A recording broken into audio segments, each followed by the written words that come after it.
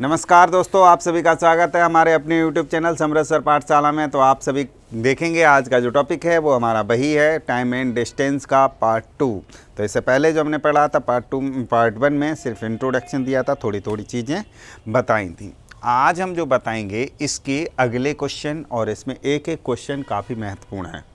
अब क्या है, हमने क्वेश्चन जो लिखा हुआ है उसको ज़रा देखेंगे। एक साइकिल सवार है कि निश्चित दूरी का आधा भाग 6 किलोमीटर प्रति घंटे की चाल से चलता है और आधा भाग 5 किलोमीटर प्रति घंटे की चाल से चलता है, तो उसे 11 घंटे लगते हैं। तो ये कह रहा है कि तो दूरी बताइए। तो हमने आपको कल 2-3 तरीके बताए थे, उसमें आप देखिए इसमें ये है। सबसे पहले क्या करेंगे, हमने आपको एक एवरेज स्पीड का फॉर्मूला बताया था। एवरेज स्पीड आपको पता है आज, तो एवरेज स्पीड का जो फॉर्मूला बताया था 2xy upon x plus Y. अब अगर हम इस हिसाब से देखते हैं तो 2 गुणा 6 इंटू 5 अपॉन 6 प्लस 5। तो ये हमारे पास जो कुछ भी आया ये आ गया कि नहीं, इसको कैलकुलेशन नहीं कर रहे, ऐसे लिख दिया हमने, ठीक है। अब हमने ये लिख दिया तो ये हमारी स्पीड हो गई। अब हमने डिस्टेंस पूछी है। डिस्टेंस का फॉर्मूला आपने पढ़ा होगा, स्पीड इनटू टाइम।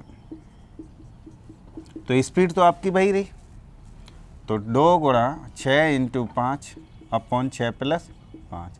टाइम कितना लगा था, 11। अब ये 11 से पूरा 11 कट गया। कैसे कट गया, 6 5 11 और 11 6 5 30 दूनी 60। तो दूरी कितनी आ गई, 60 किलोमीटर। एक तो तरीका आपके पास ये है।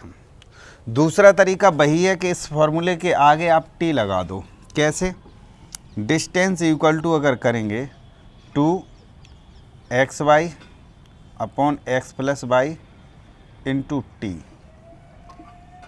इसको प्रॉपर जो इस वाले टाइम एंड डिस्टेंस के फॉर्मूले में, इसको फॉर्मूले में लिखते हैं तो लिखते हैं 2 into S1 into S2 upon S1 plus S2 into time. इस फार्मूले को इस तरीके से यहाँ नोट कर देते हैं। अब इसका दूसरा तरीका कल हमने जो बताया था वो हम आपको बताते हैं। देखो कैसे है कि हम मानते हैं इसको x मान के। तो यहाँ से क्या किया हमने, इसको बिठा देते हैं तभी अच्छा समझ में आएगा। ये हमने यहाँ से ले लिया है टोटल डिस्टेंस। इसको पहले यूँ समझिएगा, टोटल डिस्टेंस ए और बी अगर हमने इसको कंसिडर कर लिया तो वो कह रहा है आधी दूरी। अगर हम इसको x कह दें, या ये टोटल पूरी x हो गई तो ये x/2 और ये भी हो जाएगी x/2। कल जो हमने किया था तो डिस्टेंस अपॉन स्पीड,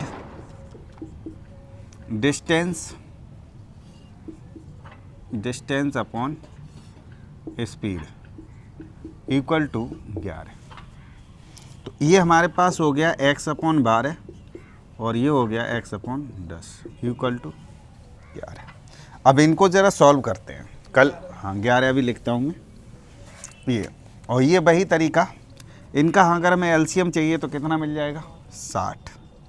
तो 12 से कई बार कटेगा 5x, 10 से कई बार कटेगा 6x बराबर 11। इसको सही तरीके से करेंगे तो 11x इक्वल टू 60 इंटू 11 से तो x बराबर कितना आ जाएगा, 60 किलोमीटर। x क्या माना था, टोटल दूरी, ठीक है। और बट्टे वाला अगर रट्टा नहीं निपटाएं तो आप ये भी काम कर सकते हैं। देखो हम आपको स्पष्ट कर दें, वहाँ पर इसको x मान लिया, इसको भी x मान लिया। तो ये हमारी जो ये वाली हो गई x/5 और ये हो गई x/6 इक्वल टू 11। यहाँ पर जो तरीका है तो 5 इंटू 6 लिख लो, कोई बात नहीं। तो 6x plus 5x equal to 11। तो 11x अपॉन 5 इंटू 6 लिखा रहने दो ऐसे ही, 11 से 11। तो x बराबर कितना निकला है, 30। तो 30 अगर ये है तो 30 टोटल 60 हो गई। तो इस तरीके से ये सवाल को आप कर लेंगे तो आपके सामने जो सही तरीका है वो डिस्टेंस का यही फार्मूला हुआ, 2 into S1 into S2 upon S1 plus S2 into time. ये फार्मूला सबसे ज़्यादा लगेगा यदि दोनों का टाइम एक साथ दिया हो। कुल मतलब हो गया दोनों का योग। तो अब हम आपको अगला सवाल बताते हैं। आपको क्या कहता है अगला सवाल, देखते हैं। अब ये देखिए, ये क्वेश्चन लिखा है कि ये भी औसत चाल से ही संबंधित है। इसमें क्या किया गया है कि एक व्यक्ति 3 दूरियों को क्रम से 15 किलोमीटर, 12 किलोमीटर और 20 किलोमीटर प्रति घंटे की चाल से चलता है। A man covers the distance at the speed of 15 kilometre per hour in 12 kilometre per hour and 20 kilometre per hour. ये तीनों को जो पढ़ने में जो समय लगता है वो टोटल 12 घंटे लगते हैं।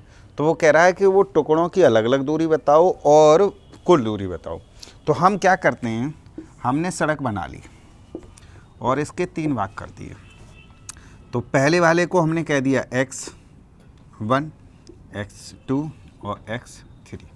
तीनों ही बराबर हैं, x1 x2 लिखने की ज़रूरत नहीं, हमने इन सारे में लिख दिया, तीनों हो गए।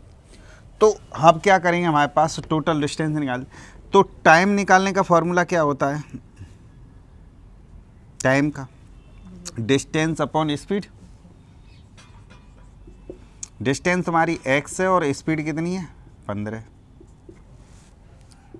डिस्टेंस कितनी है x है और स्पीड कितनी है 12। और डिस्टेंस कितनी है 20, वो x है और स्पीड कितनी है 20। और टाइम लगा कितना था आपको 12 घंटे। इन सब का अगर हम एलसीएम ले लें तो 60 आ जाएगा। तो 15 चौक 60 4x, 12 पंजे 60 5x, 20 तिया 60 3x बराबर 12। 5 4 9 3 12।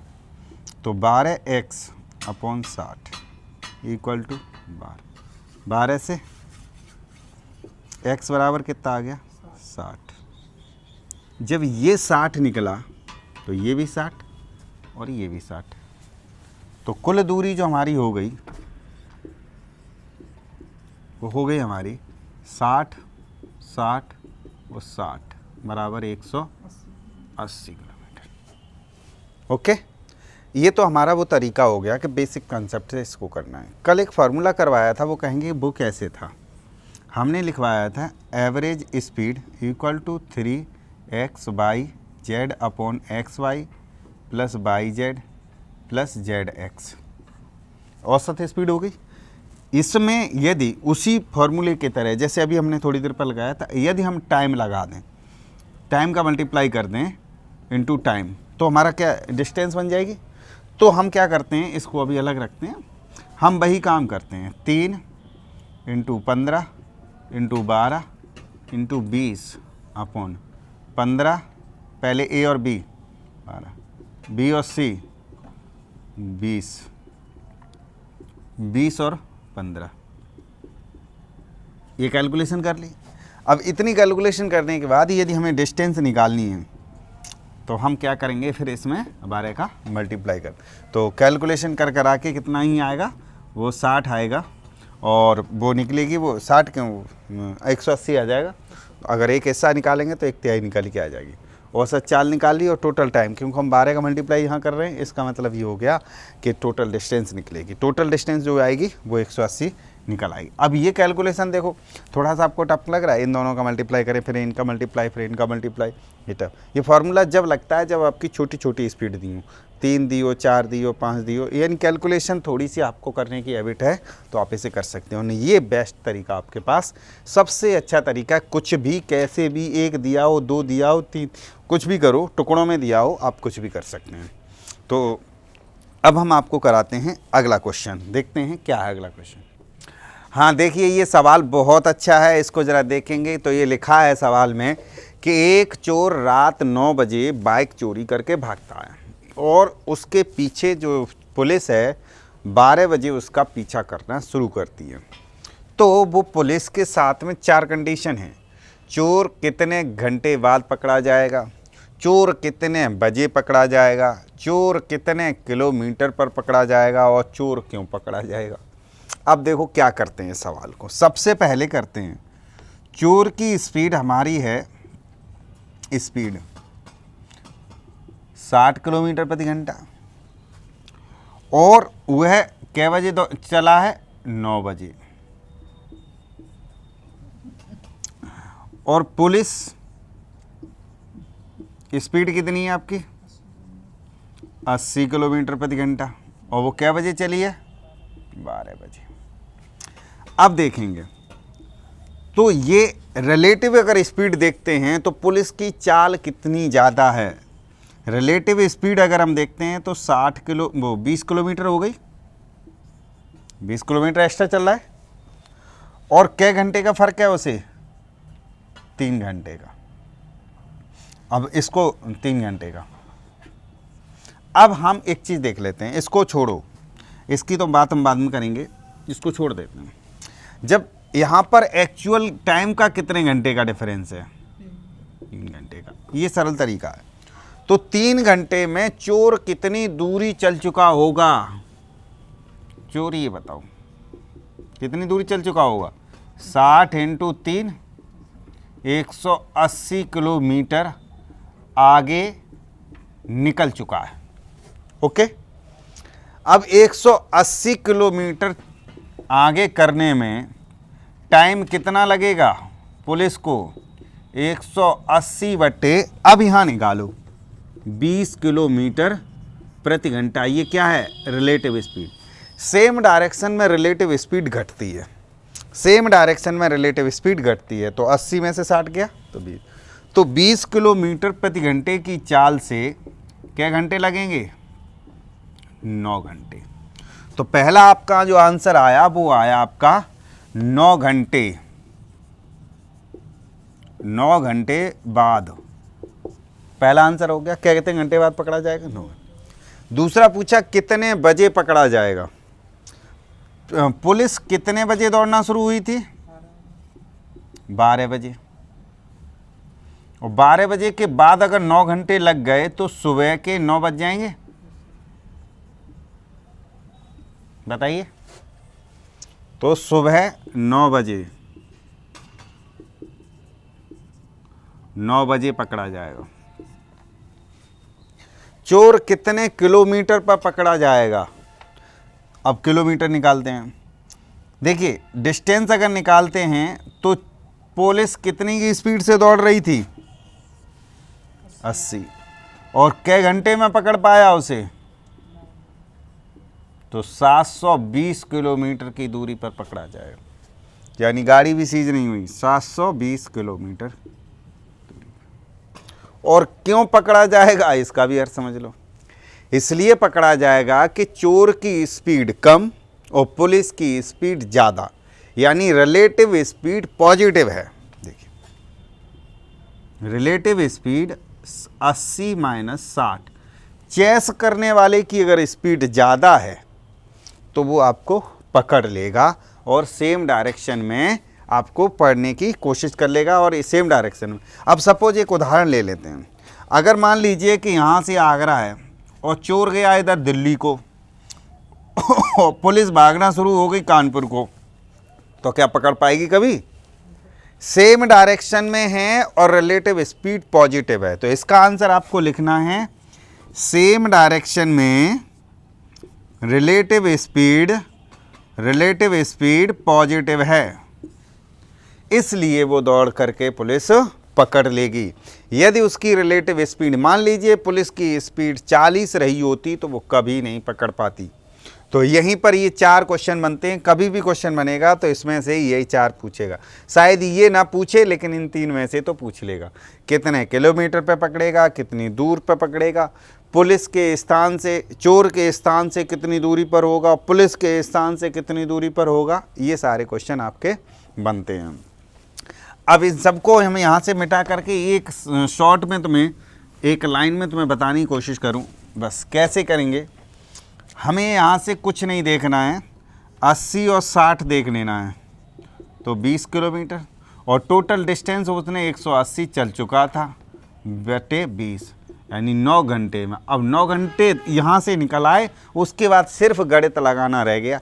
पुलिस कितने बजे चली थी 9 बजे, 12 बजे, तो 9 बजे पकड़ जाएगा, और कै घंटे बाद, तो 9 घंटे बाद। डिस्टेंस कितनी हो गई, तो ये आप आराम से इसको धीरे धीरे से कर लेंगे।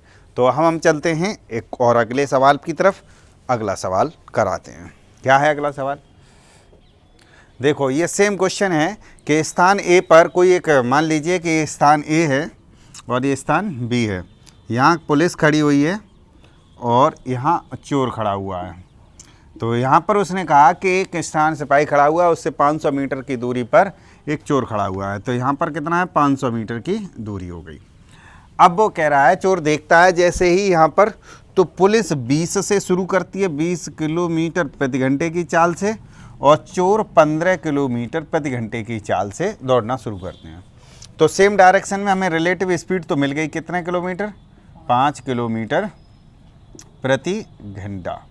तो 5 किलोमीटर और लीड ऑफ द डिस्टेंस भी मिल गया। तो हम यहाँ से निकालेंगे टाइम। टाइम निकालने का फॉर्मूला है lead of the distance. Lead कितनी है हमारी, lead of distance upon time, speed. Speed यहाँ से हमारी कितनी हो गई, 500/5। अब वो आप देखेंगे अलग अलग है, ये किस में दे रखी है, मीटर में, और ये चाल किस में, किलोमीटर में। तो इसको किलोमीटर में अगर बनाएंगे तो 0.5 करेंगे या 1/2 करेंगे, आधा किलोमीटर हो गया और बटे 5। तो ये कितना आ गया, 1/10 घंटे, 1/10 घंटे में चलेगा। तो अब देखिए 1/10 घंटे ये समय निकल आया। अब पुलिस की चाल कितनी थी, अब दूरी अगर निकालनी है तो दूरी का फॉर्मूला हमने बताया था, होता है डिस्टेंस इन दूरी बराबर चाल गुणा समय, स्पीड इनटू टाइम होता है। स्पीड तुम्हारी कितनी थी 20 और समय कितना लगा 1/10, तो क्या किलोमीटर पकड़ लेगा, 2 किलोमीटर पर पकड़ा जाएगा। फिर से समझो, पुलिस 20 की स्पीड पर और चोर 15 की स्पीड पर, दोनों ने एक दूसरे को देखा और चोर भागना शुरू हो गया। तो चोर भागा तो पुलिस की स्पीड कितनी ज़्यादा है, 5 किलोमीटर प्रति घंटा। तो रिलेटिव स्पीड कितनी आ गई, और लीड ऑफ द डिस्टेंस कितनी है, 500 मीटर। तो 500 मीटर की दूरी तय करने में 180 थी इससे ऊपर वाले सवाल में, यहाँ पर 500 मीटर, और ये मीटर में है। 500 किलोमीटर होती तो हम इसको भाग लगा, अब इसको लिख सकते हैं बटे 1000। 1000 मतलब हो गया आधा किलोमीटर। तो आधे किलोमीटर को हमने सीधा आधा कर दिया, तो 1/2 हो गया। अब 1/2 यहाँ पर आ गया है, जो समय निकलेगा किलोमीटर प्रति घंटे में, तो 1/10 घंटे में। 1/10 मतलब हो गया 6 मिनट कह दो या कोई बात नहीं है, उसे मिनट में नहीं रखा हमने, 1/6 घंटे में। अब कितनी दूरी पर, पहला क्वेश्चन ये था कि कितनी दूरी पर, स्थान से कितनी दूरी पर चोर पकड़ लेगा। तो दूरी तो हो गई 20 की स्पीड से, और 1/10 घंटे में पुलिस चलेगी कितना, 2 किलोमीटर की दूरी पर। सिपाही चोर को कितने समय में पकड़ लेगा, तो मिनट 1/10, अगर घंटे में दिया है तो 1/10, और मिनट में दिया हो तो 1/10 × 60 कर देना, तो 6 मिनट में पकड़ लेगा। आंसर चेक करिएगा, आंसर या तो 6 मिनट दिया होगा या 1/10 घंटे दिया होगा, और समय 2 किलोमीटर, डिस्टेंस 2 किलोमीटर दे रखी होगी। और पुलिस, अगर हम ये देखते हैं कि चोर के स्थल से डिस्टेंस कितनी थी, तो पुलिस ने 2 किलोमीटर चला है, तो 500 मीटर पहले से दूर था। तो चोर कितना दौड़ पाया, 1.5 किलोमीटर। 1.5 किलोमीटर तो दौड़ पाया चोर, और 2 किलोमीटर दौड़ गई पुलिस, तभी तो पकड़ पाया। आधा किलोमीटर तो आगे से खड़ा था, तो 1.5 उसने चल लिया, 2 किलोमीटर हो गया। उतने ही समय में पुलिस ने 2 किलोमीटर दूरी तय कर ली। तो आज के ये 2 ही टाइप के क्वेश्चन कराएंगे, और आपको बताएंगे अब वो अगले वीडियो में जो होगा, वो थोड़ा थोड़ा हम आपको पढ़ा रहे हैं, ज़्यादा नहीं। लेकिन आप जब भी पढ़ें तो प्लेलिस्ट में जाएं, और प्लेलिस्ट में एक तरफ से वीडियो खोल करके तब पढ़ा करें। उससे फ़ायदा रहता है कि हमने क्या समझाया और किस तरीके से। कभी कोई वीडियो पढ़ें तो प्लेलिस्ट में जा कर के और उसकी प्लेलिस्ट ढूंढें और चैप्टर वाइज पार्ट 1, 2, 3, 4 करके पढ़ें। ठीक है, तो आज के लिए इतना ही। अपना और अपनों का ख्याल रखें। शुभ रात्रि और नवरात्रि। धन्यवाद।